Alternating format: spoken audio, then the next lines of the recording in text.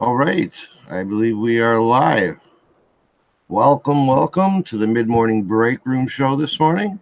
I'm Tommy the Bargain Effect, your average reseller selling to Amazon, or not Amazon, to eBay and the Macari and Marketplace. We have Anthony with us, we have Craig with us, we have Derek with us. Would you guys like to introduce yourselves? Tell us what you do.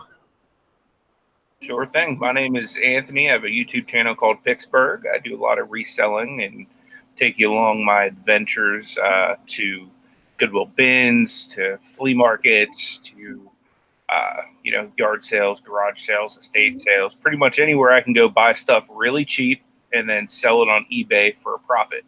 I also do sales locally through like Facebook Marketplace. I use OfferUp and Let Go and stuff like that.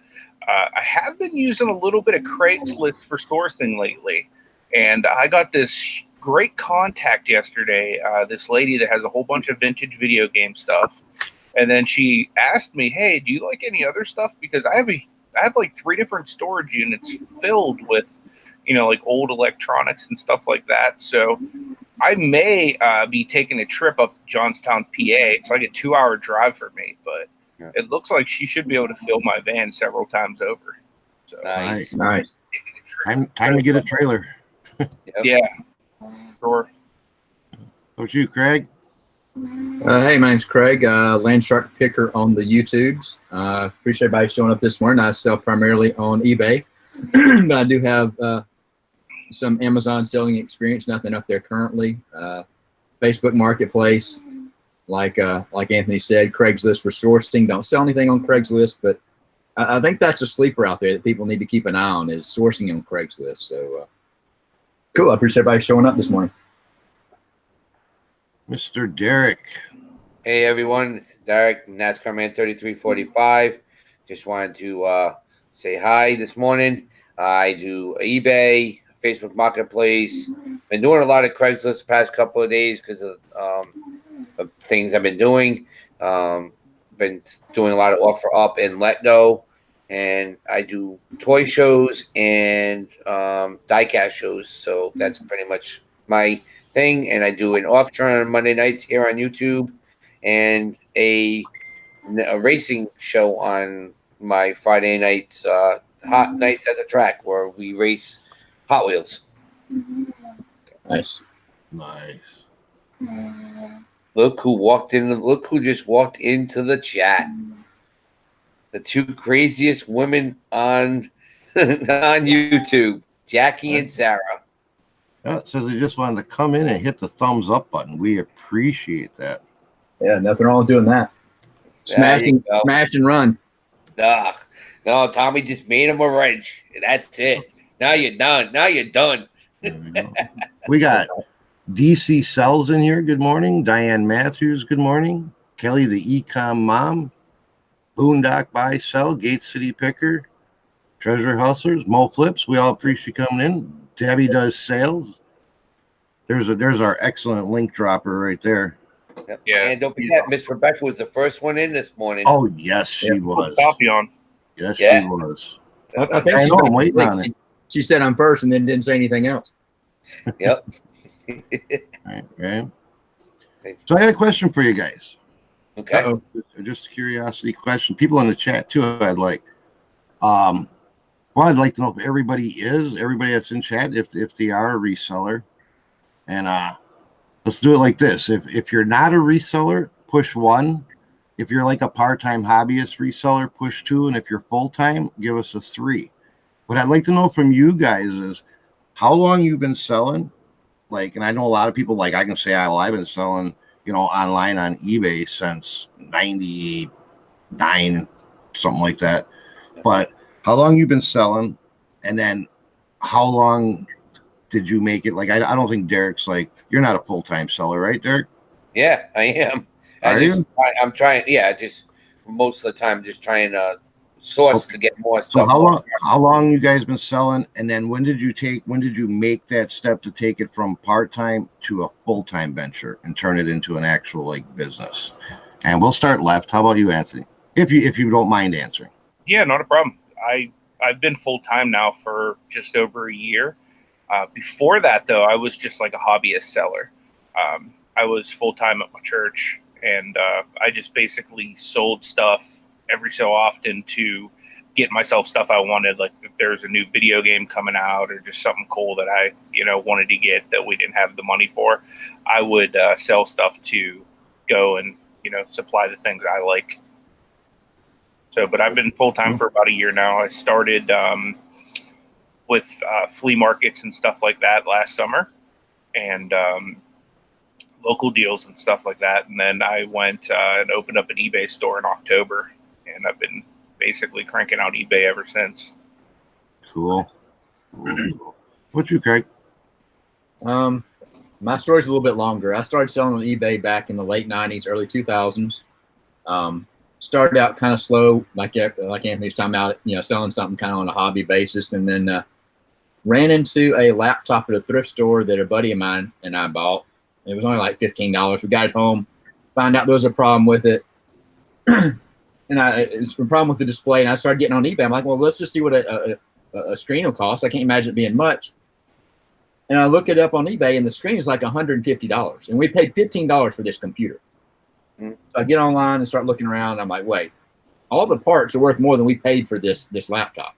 So instead of just doing things on a part-time hobby basis, we started buying laptops and parting them out, buying them on eBay, turning around and reselling them.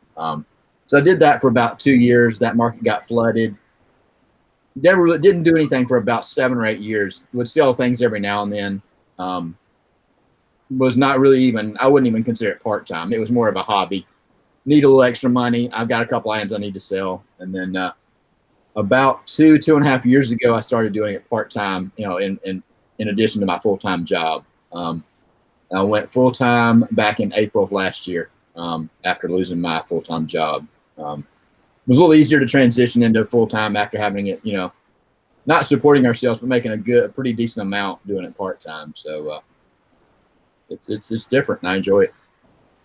Cool. Mr. Derek.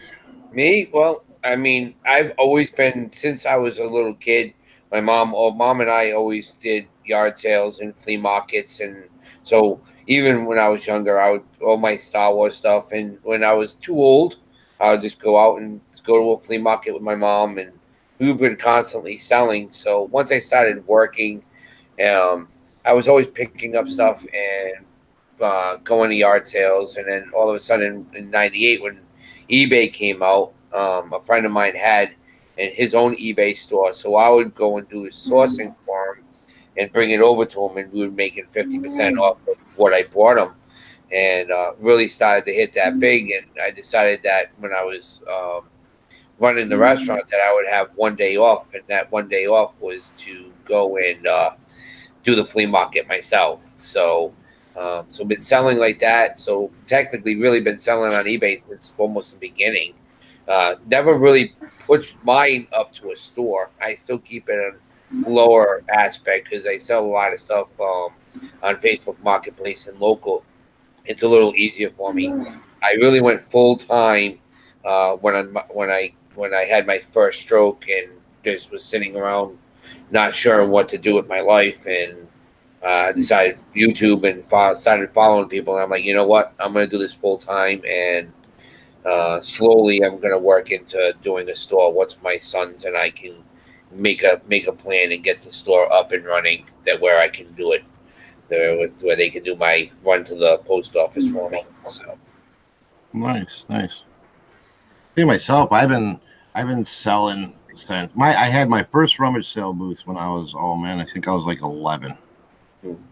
I sold off all my kids' toys, like the little kid toys, so I could buy a 20-inch bicycle that I really wanted. And it was like that's where it started. And always, even through like junior high school, I was always into flipping stuff for profit. I used to stop at the candy store on the way to junior high school and pick up bags of now and laters. Boxes of Little Debbie's. That's when the Little Debbie's were like 75 cents a box, and now and laters you were getting for 15 cents a pack. And I was taking them to school, and I was selling the packs for 50 cents during school. and I was breaking the little Debbie boxes down and selling individual snack cakes for 50 cents a piece. So I was making money, and it's just always been that way all through my life. I've had the 40-hour jobs. I drove truck, but even when I was driving truck, I was hustling and flipping stuff on the road, and it's just always been in my blood. About 3 years ago, though, it was always like, I guess what you would call a side hustle, not a real job. I didn't pay taxes. I didn't do anything. And I was making, decent money, more money than I'm making now, being legit. But it got to the point when I'm getting older, and I got to start showing income. It gets harder to get billed or get like rental stuff. If you can't qualify for loans, you don't have no paperwork, so you got money, coming in. Mm-hmm. So about 3 years ago is when I jumped into eBay as a full-time seller, and I love it. It's just been in my blood. It's not even, obviously the money's great, but for me, it's all about the thrill of the flip. It's being able to buy this vape off of somebody for $10 because they don't use it no more. They need the money, and being able to turn around and sell it for $40. Yeah. It's just the thrill. It's the rush of it. I get high on resale. And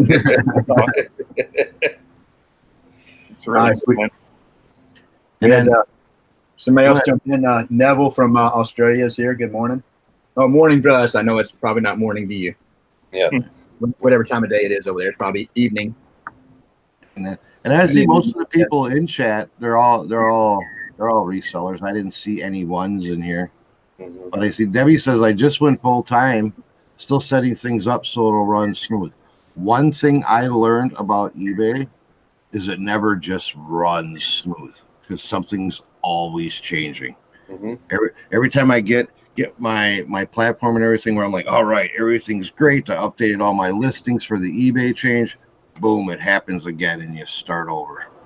Yeah, I think they do it for I think they do it at timed intervals. They make these big changes every half year, whatever, and it's just, I guess, just keep all the sellers on their toes, so they don't just list it and forget it, and they're not active. And that's what I think too. It kind of forces you to either go with the change, which is going to force you to touch your listings, or you're just going to get set way deep in search, and it ain't going to do nothing for you. Yeah. Flips is asking, is it a hassle to ship international without GSP? Yeah. I think so. Yeah, because GSP takes on all of the responsibility for the package. So if it gets lost or if anything happens, you just say, hey, contact GSP, and they take care of it. And they handle all the custom forms. Once your item makes it to Kentucky, it's not your problem, or you're guaranteed your money. You're guaranteed not a negative feedback. Right. So it does cost a little bit. I use GSP, and I know it does cost a little bit more to the buyers than if you were to ship it yourself. Yeah. But for the hassle and the backing you get from it, and I've had situations where they've had my back in two different situations with no problems, no issues. I didn't have to deal with cases or nothing. So it's well worth it. Oh yeah, for sure. I back when I started selling in the late 90s, early 2000s, and some of y'all as well, GSP wasn't around. And when I was selling laptop parts, I was shipping a lot of stuff, all these crazy countries. And it was back in the days when you couldn't print a label here at home. So I was handwriting everything on a box. If it had to go to Finland, Scotland, wherever, I'd show up to the post office and have to. If I had 30 packages, I was sitting there filling out customs forms for each one. And it's like you said, it's more expensive for the buyer sometimes. Right. But in my mind, just having that peace of mind, I don't have to worry about it. The portion of my business is international. It's so small that it wouldn't be worth not in my business doing it. Going out of my way to ship things direct. Right. But again, I've been shipping. I have a friend that lives in Costa Rica, and I've been shipping him stuff for a while. But what they do is he has it's almost like GSP. I send it to Miami, and then he has it's a cargo company that sends right to Costa Rica. So I don't have to pay to send it to Costa Rica. I send it to Miami, and then it's I don't know what he calls it. It's like GSP, but it's in Miami instead. There are a lot of freight. I guess they're called freight forwarders. Right. They're just companies that will, people over in these other countries are contacting that these companies are marketing themselves as, hey, if you want to buy something off eBay, our rates are cheaper than GSP, and you just ship to places like Miami and like people up and down the West Coast for other areas. Cheaper because GSP to some countries, especially like Canada and China and all that's very expensive. Right. Yeah. Sure. And I've had buyers saying that can ship it here, like ship it over to Oregon because it's going to wherever they're at. But please put this number on the box so it helps them with forwarding it to the buyer and whatever. Well, and I know because my friend in Costa Rica, they don't have addresses. It's almost like, okay, it's the third house on the left and there's only like 5 houses on this one street. So that's, it's not even streets. It's just, I don't know. It's very complicated. They know because it's so small that they know this person. Okay. Or you have to go to the airport and pick up your packages. So. Right. Yeah. Ken, Mo Flip's saying that the buyer wanted to ship to Japan, but direct instead of GSP because it said GSP was too expensive. Everybody's situation is different. I sell GSP and GSP only. Yeah. Kelly, Econ Mom, she says use Pirate Ship International, ship without GPS or GSP for the simple export program. And I've done that. I tried not using GSP and went to simple export through Pirate Ship, and it's very simple.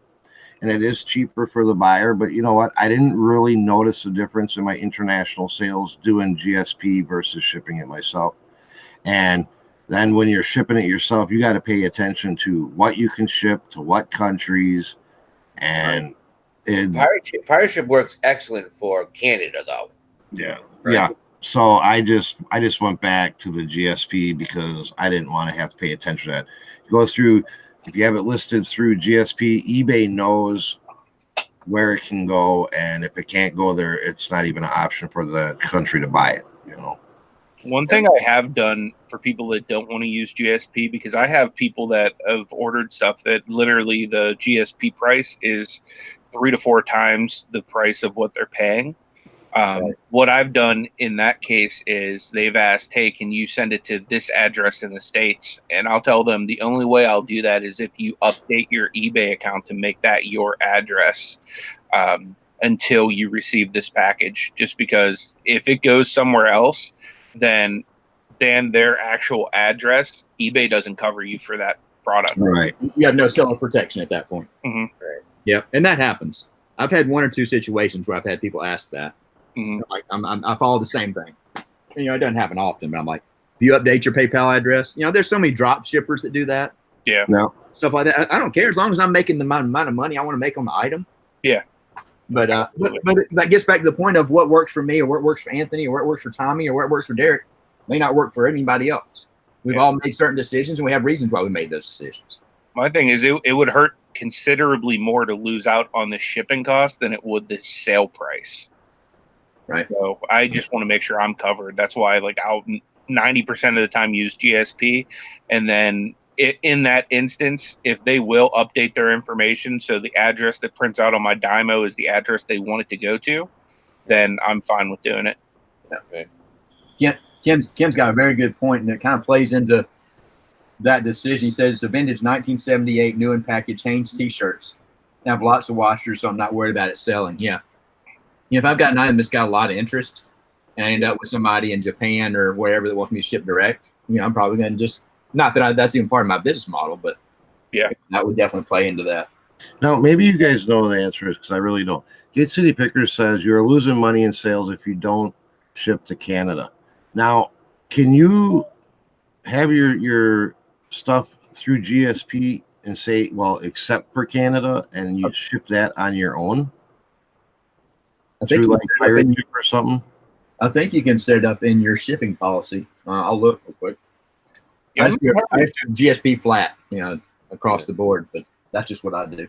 I'm not Right, entirely sure the that's what I difference do too.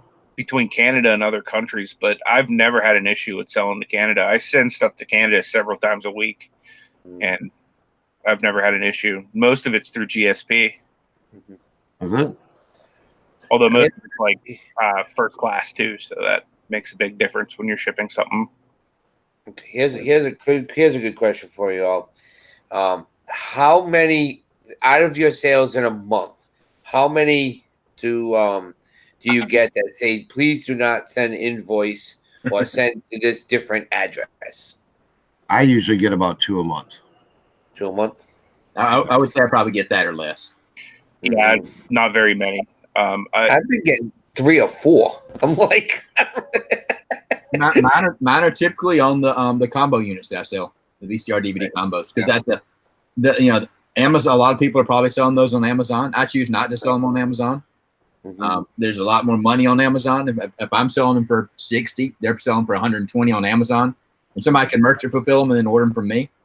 At $40, why do you decide? I'm still making money. Why do you decide not to go that route? Is With there Amazon? a reason you don't want to sell on Amazon?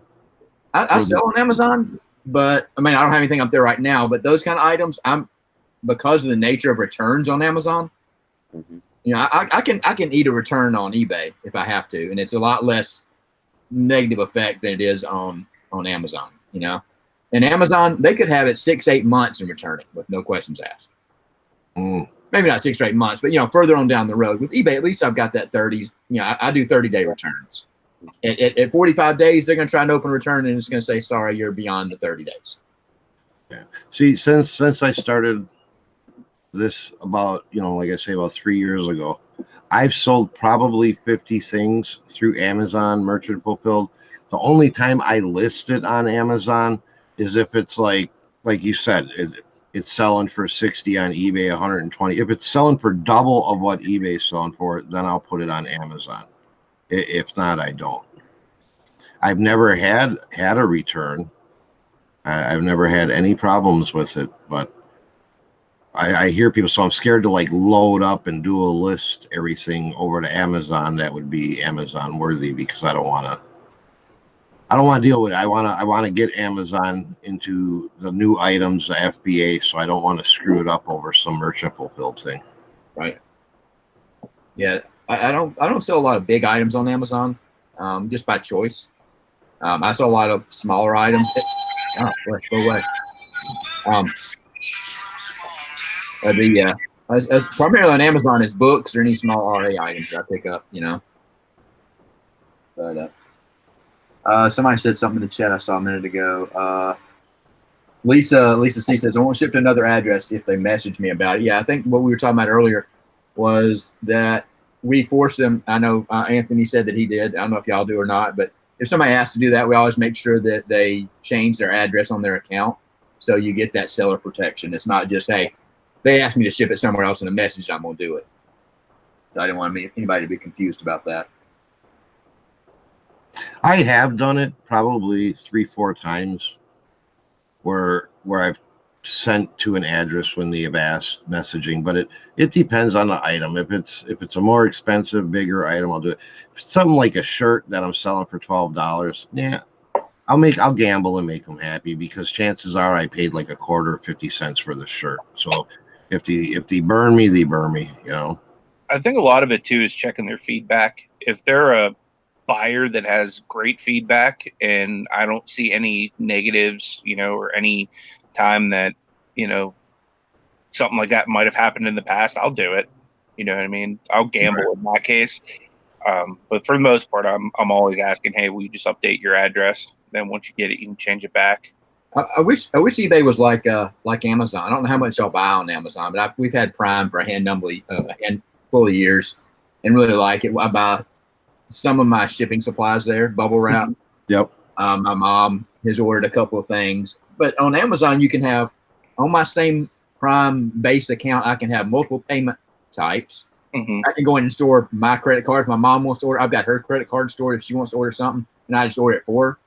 I've got multiple addresses, so when I place an order, I can say I want to ship to this address that's already on my account. It's not like I have to go in and change it. I think that's really cool. Yeah. We got Lisa C that jumped in. I'm gonna have to get into Amazon at some point here, just because I got like so much stuff down here. I'm gonna have to start sending some of it FBA, I think, just to get it out of here. Yeah. Make room for other stuff. You know, there's a lot of people that do the what's the terminology? Multi-channel fulfillment on Amazon, so you can ship all your items into Amazon and actually have them listed on eBay, and then have Amazon fulfill the order for you. Oh, that's why I didn't know that was a thing. I'm not sure all the technology. I've never looked into it. I'm not to the point to where I need somebody else to store my product yet. So yeah, I could see doing that if I had items that moved at a pretty fast pace, and like the replenishable items. Right. I would almost do those that way. You know, I'm gonna wait till maybe January to get started on Amazon, because I have a bunch of stuff here. Like the stuff I would send into Amazon, I think is gonna be really good Q4, because a lot of it's like brand new RA toys and stuff like that. Yeah. So I'm gonna wait till after Q4 and just try to sell through some of that stuff that way, and then whatever's left over, I'll just box up and. Because Amazon has a thing where I ran into it last year, where if you're not listing toys or something before a certain date, they'll cut you off, and then you can't list them during Q4. Yeah, you have to have a certain amount of sales and in that category. Okay. Right. And it's tough because they don't want just everybody doing it. And some of those limitations are only on merchant fulfilled, because they don't want you shipping stuff late. You have to have certain metrics. I don't know how tight it is on FBA. But we'll see. eBay, they just let you do your thing. Right. See, with Amazon, I know you gotta every polybag certain things and have special labeled suffocation bags, and I don't know what would.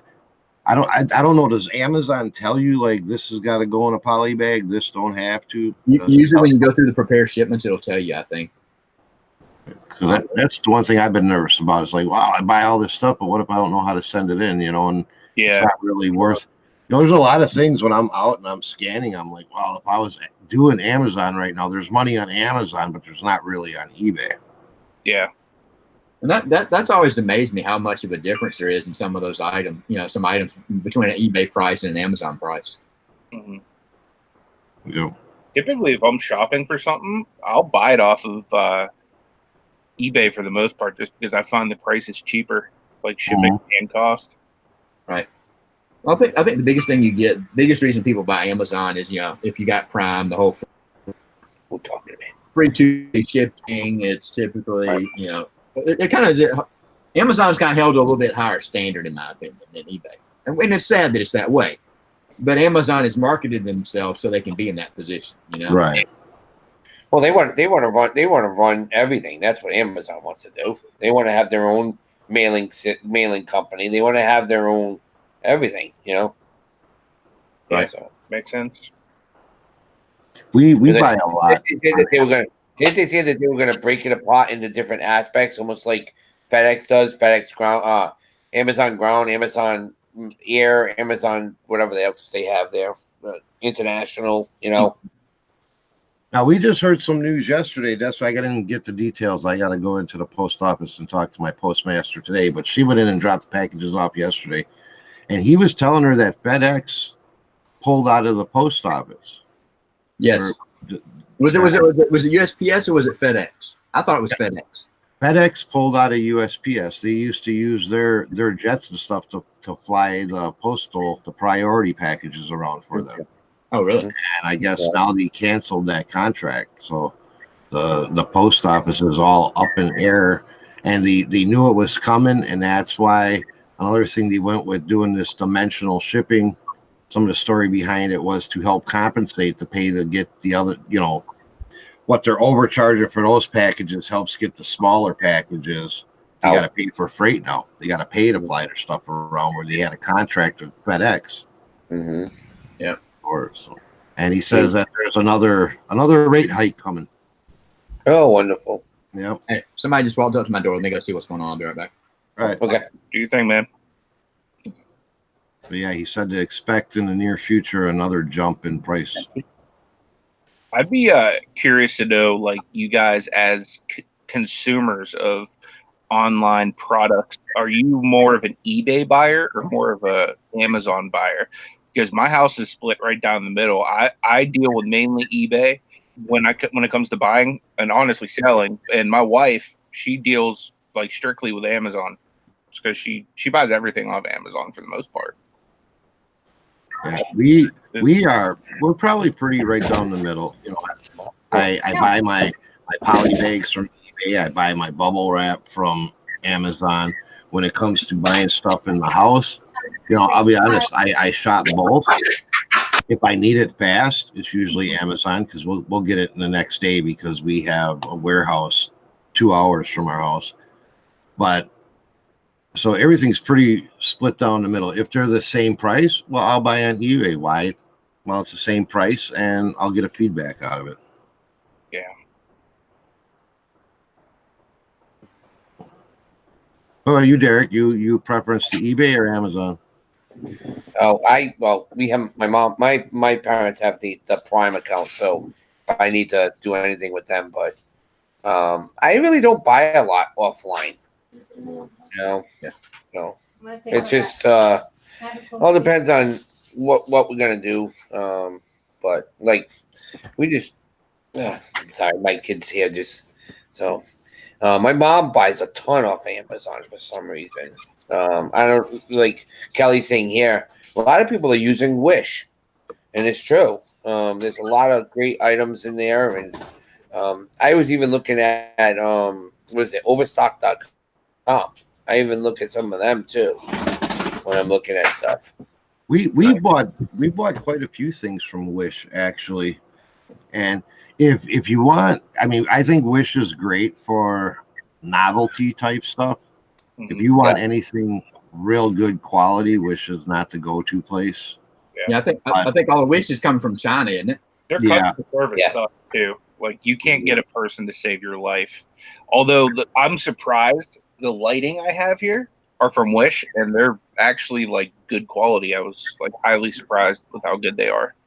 Right. I know you. Okay, go ahead. I think if I'm going looking for something, I need it like, it's not even that I need it quick. It's just that I need it guaranteed. I'm going Amazon. I'm willing to pay a little bit more.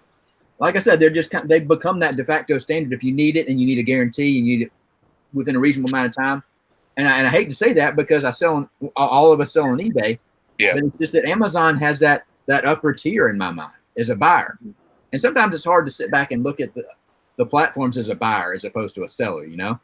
Yeah. Mm-hmm. But that's just my opinion. If I know I need something, I know that I'm not going to have any problems, I'm going to order it off Amazon. And that's sad that it's that way. This might be a good question to kind of ask you guys and maybe the chat too.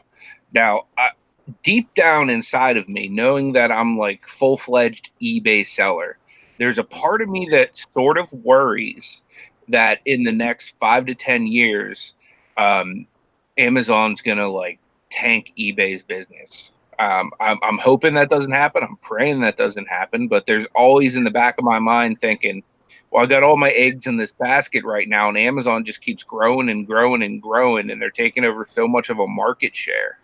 You know, do any of you guys think that way or feel that way or any of that? I think it's already happening. I think it's already happened. I've seen a drop in eBay from Amazon, and now that they're starting to do used stuff, that aspect that they're making their own so-called eBay type selling, I think you're going to see a decline in eBay even more. Well, truthfully, in my opinion, looking way back, you know, if you look back 5 years, you know, even current, I mean, not even 5 years. If you look at Amazon and eBay, in my opinion, it's two different. It's really, eBay needs to go back to their roots. Yes. eBay was a collectibles, one-off items. You're not going to find the 1963 Topps, whoever, you know, baseball card on Amazon. You're not going to find a vintage water jug if you're looking for it. In my opinion, that's eBay's market, and they were very good at that. You know, and I think now they're trying to keep up with Amazon, which is understandable.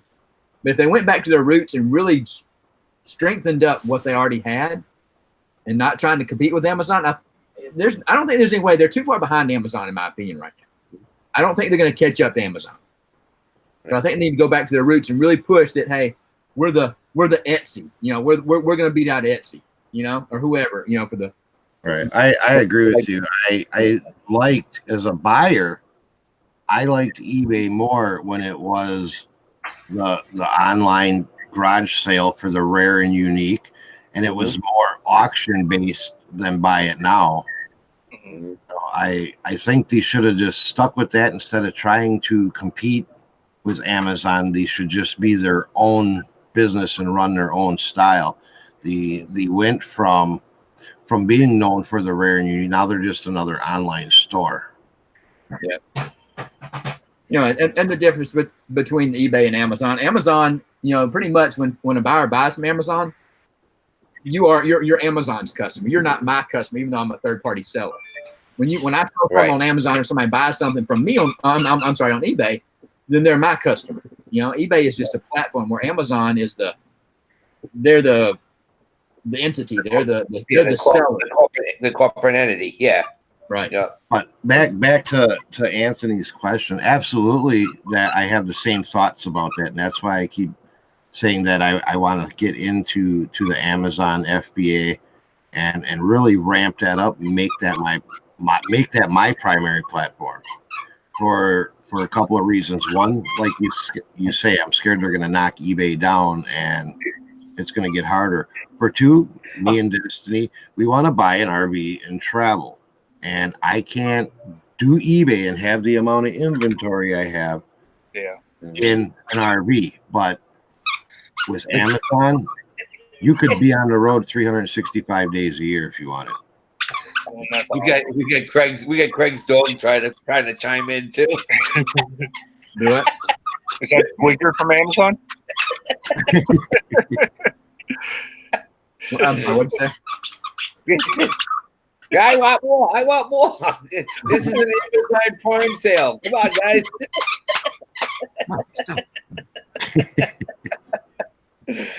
Oh, God, that was great. Yeah, but I still think like I said, with Amazon going, and somebody stated in the chat that they see Google buying eBay really soon. Oh yeah, I can see that. But here's the thing, and I've talked to Don, the auction professor, about this. He sells a lot of used collectibles on Amazon because he's ungated and all that. And he even told me, he's like, yeah, you can buy the stuff that you usually collect on Amazon now because they're allowing people to do that. So I look at Amazon and then I look on eBay, and the prices are so comparable. Yeah. So, right. Ken wants to know if anybody thinks that reselling is a fad right now and a lot of people will drop off. I mean, I think a lot of people drop off of anything, but I think reselling has been like one of the oldest businesses like there's ever been. I mean, from the beginning of time, you know what I mean? You probably had cavemen out there, reselling whatever, you know what I mean? Like, right. But I do kind of agree that I think that it is kind of fatty right now because of all the shows that are out there. You got the auctions, you got these flea market flip shows, you got all these picker shows, and so that and those shows don't tell reality. You watch Storage Wars and it's like, oh, they paid this for the locker and they sold everything for this and this is how much they made. No, they didn't, because a lot of times they're going to auctions out of town, so they didn't count their gas, they didn't count their motel stay, they didn't count the U-Haul they rented to empty the locker out. But people don't know all that behind the scenes things, so they think, well, I'm going to get into reselling. I'm going to go buy storage lockers and put it on eBay or sell it at flea markets, and they find out that money ain't there like it appears. So, it's a lot of work, and it appears to be, from the outside people looking in, it appears to be easier to them than it really is. And honestly, a 40-hour job is easier. Yeah, definitely. I mean, unless you're working a physically demanding job, but if you can go and work at a desk doing data entry or something, or even stand at the gas station counter collecting. I mean, that is so much easier 40 hours a week, and you're guaranteed your money. For this, you don't know what you're making at the end of this week. I don't know what I'm making at the end of this week, and anything can happen. My account can get suspended for something that's out of my control, or a bureau that I didn't know about. And now what? Now I'm stressing. You know, you don't have that guaranteed. You can't say I'm guaranteed to have this. Right. We've had Jason Byers official come in and Wild Man, so we want to say hi to them. So. Hello, thank you for coming in. So. Go ahead, Anthony. I was just saying, I think you got to really enjoy this. You got to really have a passion for it to stick. Yeah, if you're doing it strictly for the money, you're gonna say, I can work less and make money. Maybe you don't make as money because you're only gonna make as much as you put into it, you know. Yeah. But a lot of people are lazy out there nowadays, and they don't have to drive to work 16, 17, 18. I mean, it's a 24-hour job. I answer. If I get an offer, I get a lot of sales overnight. And if I get an offer on my phone, hits my little alert at 2:30 in the morning, I'm up and I'm answering that offer or question, you know. Right. Because especially if it's a question about a product, I make sure I answer it immediately, because hopefully I have the answer they want, and I don't want to give them the time and opportunity to go find it somewhere else. Exactly. Yeah, I think that's a great point. You know, because if I'm buying something, Anthony, if you got something in your store, but I have a question about it, I'm going to ask you the question, and while I'm waiting on your response, I'm looking for that product elsewhere. Yeah. So if you get back to me right away, and it's like, oh, cool, all right, bye. You know, you snooze, you lose as a seller. Customer service goes a long way.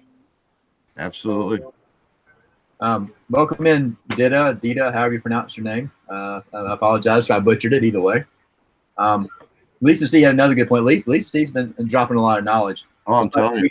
People only show you the good things. Yeah, and that's and as content creators, that there's a lot of people out there that won't tell you that it's hard work. Won't tell you that I made a bad buy. Well, they won't tell you, well, I haven't sold anything in 6 months. It's easy to show the wins and hide the losses, or Right. show you gross numbers versus net numbers. Absolutely. I'm not pointing anybody out. I'm just saying that it's that's the easy way. Yep. So we get the 15-minute check-in, guys. We're gonna go another 15 today, or we're just gonna let's just stop? let's just shoot for going the hour and 15 like we talked about yesterday. Yeah. Sounds cool. Yeah, because tomorrow we are not going to be here, everybody. So it'll be back on Mr. Anthony's channel on Friday. Woohoo! Yeah. You guys got any 4th of July plans? Nothing big here. I think me and Ashley are going to go to Splash Lagoon. Do what? I think me and Ashley are going to go to Splash Lagoon in Erie, PA. Really? Yep. Don't you think it's going to be packed? I don't know, to be honest with you. Probably. I would think so, but I don't care. We've got one of those kind of places right here, not close, but in the Birmingham area. It's in a little bit rougher area of town. It wasn't so bad when they opened it up, but it's gotten a little rough over there. And the attendances, I think they've shut down and changed hands a couple of times over the last 10 years. My son went to a game last night. We have the Pawtucket Red Sox. This is their last year here in Pawtucket because they're moving to Worcester, even though it's Worcester. But they played the Scranton Wilkesboro Yankees last night, and it was really cool because they always have fireworks. Like, this is the week they have fireworks every night after a game, and it's really cool. But they'll be losing that, even though it's a Red Sox affiliate. They've been around since '77, and it's just such an amazing field to be at, and they have out in center field, they have a grass area that you can just sit at and enjoy a game of local. I mean, yeah, I've seen Mo Vaughn come up, I've seen Jim Rice, all those guys come up through on the field, and just sitting there and losing that is just going to be so bad. It's where are they going? Worcester. Okay. Up to Worcester. because a wonderful governor didn't want to help keep them in the state. Wow. So, and they're gonna lose if they don't. If she doesn't watch it, we're gonna lose Hasbro to the same thing, because Hasbro wants to sponsor the team up in. If when they move to Worcester, they want to build a whole new factory and everything up there. So we're going to lose two major aspects of Rhode Island, possibly within 6 months of each other, if she doesn't get off her butt and do something. So y'all be down to Walmart being the only. No, I'm just kidding. Pretty much, kidding. I mean, we have G-Tech. So if you know G-Tech, Right. that's the big casino building company where their headquarters is. So, but they're still here downtown. But who knows? The way everything's going, it's just ridiculous that I see. I would be happy if Massachusetts or Connecticut would split the state and just be like, listen, we don't need to be a state no more. That's how bad it's getting in this state. Yeah, we just had a couple people jump in. Justin Jacobs, welcome in, and then saw somebody else. Where to go? Tanya Brittingham, welcome. Glad you could stop by. I like your I'm not sure if I'm Ciosa cells. I think I said that right. Ciosa. Yeah. Ciosa. Ciosa. That's what I want to start my channel when I get the nerves. It's like I'm broke, I'm reselling, and this is the real life on my journey to not broke. Right. I seen that statement and I already subscribed to the channel because I'd love to see that content. That's what I like on YouTube. I like the real content that's out there. Yeah. So I'll watch for you to put some stuff up. And as far as getting the nerves, I was nervous at first too. You just got to do it. You get more and more comfortable. I was about to say, is it? All of us do videos. Does it not get easier? I'm approaching 80 videos. Not that I'm any better than anybody else, but every time you do one, it gets a little easier. It gets a little easier. You see much more comfort level at the beginning than you do further on. But even now, I get a little better at editing. I get a little more comfortable talking in front of the camera. Just turn it on and be yourself. Yep. That's all you got to do. And don't be nervous. Good morning, putting yourself in Sally. the camera, because we all do that. And honestly, here's something: you don't even have to put yourself in front of the camera if you're that uncomfortable with it. You can always do like a what sold video where you're just showing the computer screen. Just start until you get more comfortable doing it. That's you do it with facing the product, like with your hands. Yeah. I think the first video I put out was a what sold, and I don't remember if I did the picture in picture or not. I may have just been a screen share and me talking. I think that's what one of my first videos was. Yeah. Actually, before I even started this channel, I have my other channel that's my primary email account, and I think I've just got electronic demonstrations where was putting them on my eBay listing, so it wasn't a lot of interaction, but still, this just takes time, and don't be afraid. Everybody started where everybody is, a beginner is. Yep. And that's the other point is we all start broke too. So that's another thing I like about what Cios is saying is, starting broke to not broke. It's like everybody starts broke. So I just think that that's a real approach to sharing that. Mm-hmm. So I just wanted to give you guys a heads up. I've been working on that house, the apartment next door. Well, a lot of stuff went out to the trash because it was really bad, but I did snag a couple of things that were really, really, really good. Nice. What's the name of that the thing, Adam, that you have in front of you? Tech Beam. My son got 2 Tech Beam keyboards and a Logitech wireless mouse, a Microsoft Flight Simulator joystick. Nice. I picked up out of there. I picked up a Logitech camera, webcam. It's the C615, so that should be better than what he's got on his computer now. So you should have that hooked up, Derek. We could see the difference. I'm working on that today. I woke up late because I was so wiped out from last night. And then my son got a Dell. 19-inch computer monitor with a sound bar, and they were about to throw this away in the trash. This is a Amazon Kindle. Nice. So just in that stuff alone, plus all the cameras, well, I have 5 digital cameras and a Canon AV1 with 5 lenses. I just got out of there. I mean, so that was definitely a grab. So that's another way, guys. That's networking, helping people that you can, Yep. especially living in an apartment complex, getting stuff like that.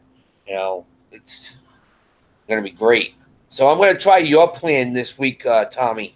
I'm going to use this cam and connect this camera up for the races. So one at the finish line, one at the start, and hopefully it work. If I can work it out, I'll work it with you and see if we can get them both working at the same time. So that should be able to do that, right? Now, the cam you're using now, that's a built-in? That's a built-in, yes. I should send you one of my extra ones. God. Before I upgraded to my Mac, I used one of the Microsoft Live camera. Yeah. It was very inexpensive, but it's probably along the lines of that Logitech you just had. And I think that Logitech is probably an HD camera, I think. It is. It's a 1080. Yep. I have one just like that on my PC upstairs. Yeah. I mean, I couldn't believe it. I was like, "Cool, thank you." So, Yeah, that's what we got. That's what these are, Craig. These are the Microsoft LifeCam series. I think that's the exact one that I had. That's when I started off with before I got my Mac. Yeah, we use those. Me and Destiny both use these, and then we went up to the C920 because everybody said that was the camera to have. right. I don't notice a whole lot of difference. I mean, the sound quality is better on this camera, but as far as video quality, I don't see a huge difference in it. I think when I bought my LifeCam, I think I paid less than $30 shipped when I bought mine, but I got it off of eBay and it was used. Yeah, I got one off of eBay and I got one off of Macari. Dang it. Now, a Joanna Parrish just came in, and we had somebody else come in too. I forgot what that one is. What is it? Somebody else came in. Stuff from Sally and Tanya Brittingham. But there is a way of putting all 3 on at the same time that I can have them on, or do I have to go through OBS doing that? I think you would have to do OBS to be able to pick up both camera streams or XSplit. Okay. Yeah. If you're just going to use Google Hangouts, I think you did it before. You're going to have multiple people enter the Hangout under different computers. OBS, if you can attach multiple webcams via USB to the same computer, and you can bring those in as multiple sources in OBS. Okay, that's what I was asking. So if you're just going to do Hangouts in one computer, or you have to use a phone. I think that's what you did at the finish line before. We probably had a phone on there. Right. So if Well, I you set up can with just the straight Logitech software, because I have the C920 on my computer, the C922, and for a while when I was doing like Hangouts and stuff before, I'd have this one on. So when I'm sitting at my desk, whatever, it's right here.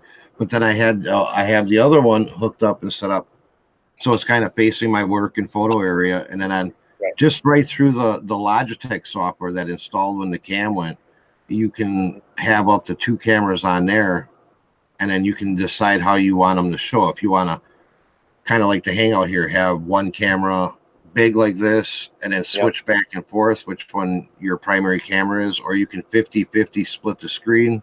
Oh, really? Okay. And the Logitech software isn't demanding like OBS, so if you wanted to do that, just use the Logitech software that drives your camera. Does it create like a virtual cam that you then use the source? And then that's what you would do is you would just in the settings here you pick Logitech capture or something like that. Yep. Okay. I think you can only do that kind of, I don't know. I want to try to get it where you can watch the camera, you can watch both aspects, and I don't have to worry about saying, "All right, here's the finish," to catch the finish line. So you would want to do like a split screen. Right. Yeah, and that's what the software is actually pretty cool because it allows you to do the split screen. You can pan and zoom with it. You can do pretty much stuff, but it's not demanding on your computer at all. And then in Hangout, you just pick Logitech Capture. Okay. So it's just pulling that straight in from USB, I guess. It's raw source. Yep. That's cool. 'Cause that's what I want to do. I want to, like I said, I'm close to 1,000 guys. I don't know what eBay is. I don't know what YouTube is doing. It's just going up and down, and they're not even putting in the analytics anymore what you are at for subscribers anymore. So I don't know what's going on. I know I'm close, but I just want to have some fun, and I want to be able to take it and go 2, 3, 4 cameras and show you all different settings when we're doing our racing, so you guys can see a full aspect of all the cars running. So that'll be cool. Yeah, you'll get there. You're too close not to. Just keep on doing what you're doing. Exactly. That's why Justin saying congratulations on hitting 400, Anthony. Thank you so much, man. I really appreciate that. Yes. Yeah. Drop Derek's channel in there so anybody that's not subscribed could head over there and subscribe to him. Yeah, showing that 967. Guys, he's so deserving of that. Yep. He works hard. Does he work hard or does he hardly work? Which one is it? I can't If you saw the work I was doing yesterday afternoon, trust me, I was, because I can recognize both. I was feeling it last night. I know Derek was working yesterday because it got to be later in the evening, and me and Destiny are like, we ain't heard from Derek all day. We better check on him. Because usually we'll talk at least once a day, sometimes 2, 3 times. And we didn't hear anything from him after the show, and I'm like, that ain't right.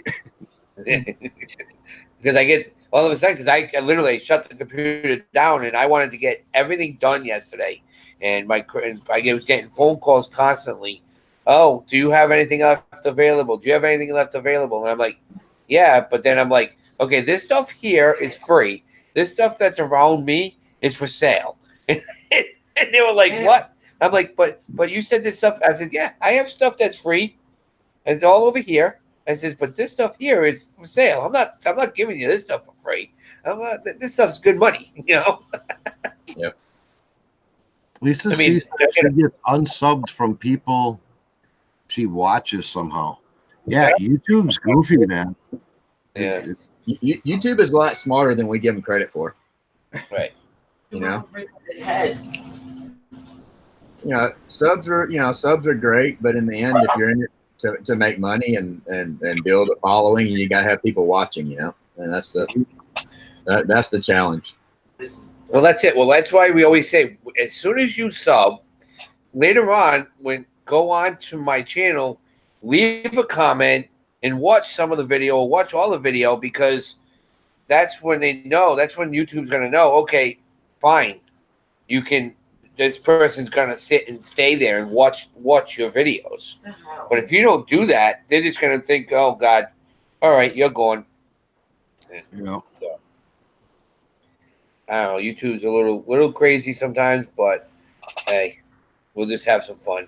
Did you record any of that house you were cleaning out yesterday? I was doing some of it, yeah. Nice. Yeah, it's just I wanted to make sure, because I was clearing it up with the family. I just didn't want to be like, oh, do you mind if I had to clear it with them, and they were like, yeah, you can do that. That's fine. I have some of the stuff I'm going to do. Picture. I have a lot of still photos because some of the stuff I just didn't want to show, because literally it was a hoarder. It was an apartment, but it was a hoarder's apartment. Gotcha. And just the whole aspect of the death in the family, how it happened. So, Rump Stump Reseller, welcome in. Thanks for coming in. Yeah, when are we gonna have them on? She reached out to me. Maybe I'll talk to her and see if we can get her on sometime next week. Okay, cool. Lisa, I care about your comments. I care about that, Jamie. Yeah, that's what I was just gonna say. I mean, comments. Don't think anyone gives a crap about her thought. I think I love her input that she puts out here. Right. Right. It's always nice to get a nice comment on the stuff you put out there. Because there's so many people that'll drop negative things. It's so nice getting someone like you, Lisa, that goes through and leaves so many people really nice stuff. So I enjoy waking up in the morning to seeing your comments. I know Lisa C. You and I have to get together. Hopefully next week we can have you on the Reselling Coast to Coast with me and Tommy, because we've been wanting to have her on. She's the well, what did she say? She's not a CPA. She's just an accountant. Yeah. So come and help. She's got knowledge. She's got knowledge. Yeah. So, but yeah, definitely with one of those things, it's where we like to have. Don't get me wrong. Our panel, we love having everybody. But sometimes we want to have people on just to get some more different aspects. Like Misty yesterday. I mean, she brings a lot because she has the brick and mortar store, and a lot of us don't. So to have that aspect to bring into it is big. Being in a small town, like it says, the old how do they call it? Main Street USA type of town that she lives in. It's kind of cool watching that. I want her one day. I wish, like, maybe she would go in maybe on a Thursday or on a Thursday and just film from her store, even though there's not people in there, just so we can see it. And I don't know if you saw the pictures yesterday after what happened. I felt so bad for her. One of her friends made that shelf, and it shattered. It broke. Did you see that on our Facebook? Oh, that was my shelf, man. Yeah, that was. Oh, that was your shelf. I thought that was her shelf. Yeah. Oh my God, Anthony, dude. Yeah, it was like all my vintage electronics basically over and broke. I thought that was hers. I'm like, because she must have commented on it. Because I'm like, oh my God, dude, Anthony, that's bad. Yeah, let me see if I still have the picture. That way I can kind of share with everybody and allow you to enjoy my pan. Oh man, it just collapsed, guys. Look at this. Oh, yeah. Let me. I had to throw away a bunch of this stuff, guys. I'm gonna go through this afternoon and test it and see what still works. But yeah, there were several $100s worth of vintage electronics on that shelf. Nice. All of them just like smashed. Yeah, I seen that picture and I felt the pain, man. Maybe you'll get lucky on some of it and it'll still work. If it's old, if any of it's real old, you got to worry about the tubes in it. If it's anything that's tube style. Yeah. Dee just jumped in, flipping particles. Welcome, everybody. Be sure to check out her noontime show she does every day. Be the difference clothing. That's Joy. She came in. She's got an excellent channel. I actually went there yesterday, watched a couple. I mean, she is a very inspiring woman. Yep. I mean, people should, if you need a lift or a pickup, people should head over to Be the Difference Clothing and check out some of her vids. And she will be in Destiny's next week. Yes, she's going to be on Destiny's Thursday night show. I think this Shamrock Pixie person is a troll. She calls herself. Should we time her out for 300 seconds? Another one I'd like to shout out too is Debbie Does Sales. Yeah, we talk to her all the time on YouTube, on the phone. She is an awesome person, and I think she's got some really good content coming up too. I mean, she's full. She's a wealth of knowledge. For sure. We're down to about 10 minutes left. Yes, Justin, that's the shelf my nephews put together. That's what it was. Yeah, your nephews. Yeah. Turns out, my one nephew, God bless him, the one that was eating the lollipop, I'm guessing, didn't really try to put any force behind putting the pegs in. Like it felt good to me whenever I set it up, put it over where it was going, but I guess not, because literally some of those poles just kind of shot out, and that's what caused it to collapse. Oh God. Yeah. You didn't have a troll show up in the basement, did you? You never know. He had a gremlin. He had a gremlin show up. That would be like the trolls' greatest dream is to show up in our shops and just mess with our stuff. Right. Rocky Brook has stepped in. I don't know if anybody knows. That's Mo Flip. I think that's Mo Flip's second account. Second channel. Okay. Yeah. He's got, I think, Gotcha, the Rocky Book gotcha, is his Mike. homesteading account channel. That's a whole interesting genre of videos. I've watched a handful of them in that area. It's pretty neat to see. Yeah. Anybody that hadn't checked out Mo Flips, which is Ken and Rocky Brook, he just put out a video yesterday. Actually, I think he did 2 yesterday. Yeah. The first one was on starting an eBay business with nothing but a smartphone. It was pretty cool. It wasn't real long, but it was really cool. It was good information and a great perspective on how you can start. And he's definitely grown. I remember talking to Ken a handful of months ago, and he was just getting started, and he's built it into a good amount of stuff. So that's good. Everybody go check that out. Somebody said the screen is locked, so somebody's locked. Oh, Maybe it's locked on me because I was showing that picture. yeah. I'm sorry about that. Yeah, we just wanted to look at your beautiful face, Anthony. I wouldn't take it that far. Oh. So, yeah. So we got 10 minutes to go, guys. So, your call, my man. Well, if anybody in here, content creators, want to drop their links or whatever to their channels, more than welcome to. I like checking out new people if I haven't already subbed and checked you out. What's What the, number, Tommy? yeah, what's the number of the day? Give him a number. Let's go with number 53. 53. They haven't used that one yet. Good number. 53 in the chat. If you're a content creator, you put out videos, and anybody in the chat, if you see a 53, go ahead and click on their 3 dots and go check them out. Yes, and Samrock Pixie says, make sure to hit the thumbs up. Please, if you like what we're doing, hit the thumbs up. If you don't, thumbs down, so I know too. You know, that tells me to change something maybe. Yeah. But don't give them a thumbs down because I'm here for sure. You know, we've been at it an hour and 7 minutes, and that unmentionable platform has not been mentioned yet, I don't think. I was waiting to say that. We're making a whole show. Jeez. So, real quick before we head out, other than eBay, do you have a secondary preferred platform? Like, say, eBay went away today. Where would you sell? I would probably move to the easiest transition would be to Facebook Marketplace. Mm-hmm. Yep. The best one probably would be Amazon, in my opinion, but the easiest would be to transition into Facebook Marketplace for me. Yeah, same here with me. Facebook Marketplace. But I mean, you can still ship if you have to. And the other one is Mercari. I mean, if you really want to take the time, Mercari is starting to get bigger, and they're learning their ways that they had a lot of glitches when they first opened up. But I think once you get that going, you can be really strong in Mercari. Mercari, I think, is a real good platform. We don't have as much listed on Mercari as eBay. That's what Destiny's been doing lately is cross listing over there. But per item, I would say our sell-through rate is about the same. Nice. Yeah, that's the one I was going to think about. Pirate Grit. I guess that's a new one that just started. Very great. Yeah. But yeah, Mercari's been around a lot longer than people think. I think it has its roots over in Asia somewhere. Right.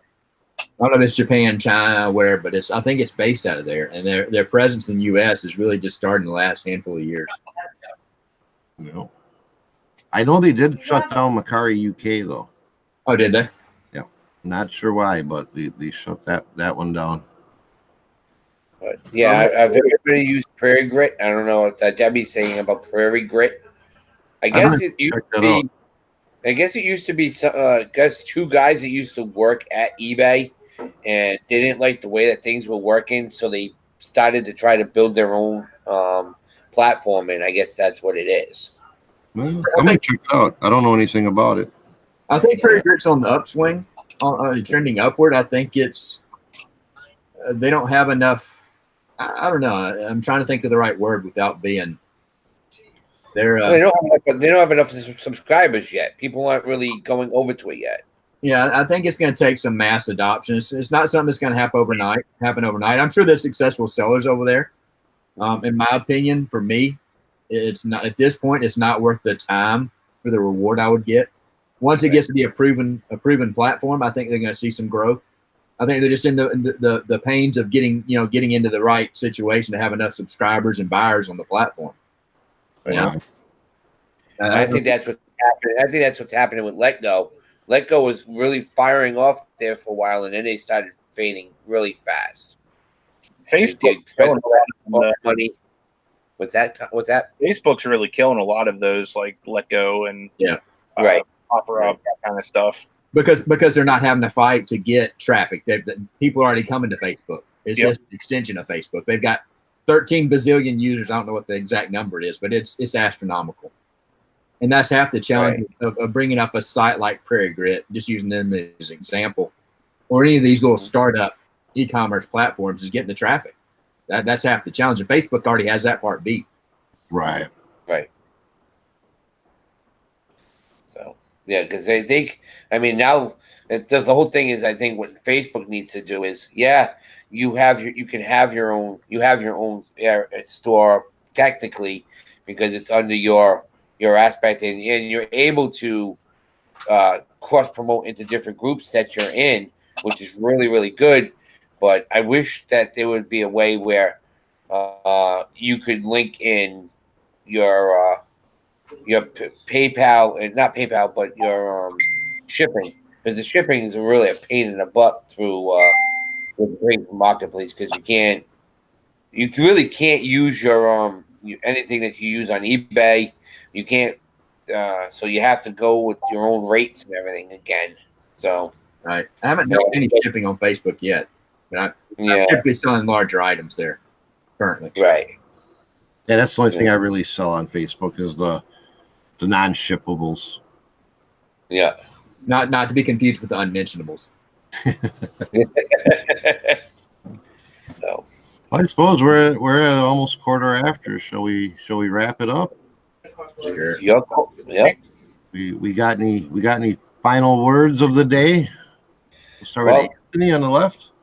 Anthony, just get out there and hustle today, guys. And I just want to wish everybody a happy 4th of July. I really hope that you guys have a safe and great day with your families. And there's no show tomorrow morning, but Friday's show will be on my channel, 10 a.m. Eastern, 9 a.m. Central. And you do I seen you put a link in the chat, and it's also in the description below for anybody that doesn't have your channel yet. Cool. How about you, Craig? Final words? I'm trying not to be repetitive, something I've said previous days, but we've talked about it a lot. Building those relationships. You never know when a relationship you build with somebody is going to benefit you or them, and, you can't have a relationship that's just one way. It can't be a take all the time. To be a true relationship, it's got to be give and take, and that's not just with selling, that's with anything, Yeah, I agree 100%. Yeah. Mr. Derek, let's hear your words of wisdom. Well, like I said, I want to wish everybody a great 4th for tomorrow. It looks like it's going to be a great day around here. Don't eat too much, because we want to be able to see you back on Friday with Anthony's channel. Yep. Don't forget to check out my live this afternoon at 2:00. We're going to talk more about the racing, and just have a big celebration for everybody to have this freedom around here. Even though a lot of people struggle each day, but you have to remember that we are free in this world, and just love life and keep it positive and have fun tomorrow. And be safe. Yeah, absolutely. And I know I'm gonna be a little different, because I'm usually about hustle on, do this, do that. But actually, I'm gonna say, tomorrow, holiday, take a break, step back from it, even if it's only for a few hours, man, and just try to forget about it and enjoy yourself. Go to the beach, go to the water park, go to a cookout, watch fireworks at night, but take some time and step back too. People always talk about you got to work hard, you got to hustle, and you do, but sometimes you just got to step back and you got to enjoy life too. For sure. Good point. I just wish everybody a happy 4th of July. Yes, be safe. You have drinks, be careful. Don't drive. And take some time and enjoy yourself. Good point. So with that, I think we're gonna get out of here. Don't forget, Pittsburgh, Anthony's channel Friday morning. And everybody have a great 4th of July. Hey guys. Appreciate it, man. Yeah. With that, we're out. Peace, everyone.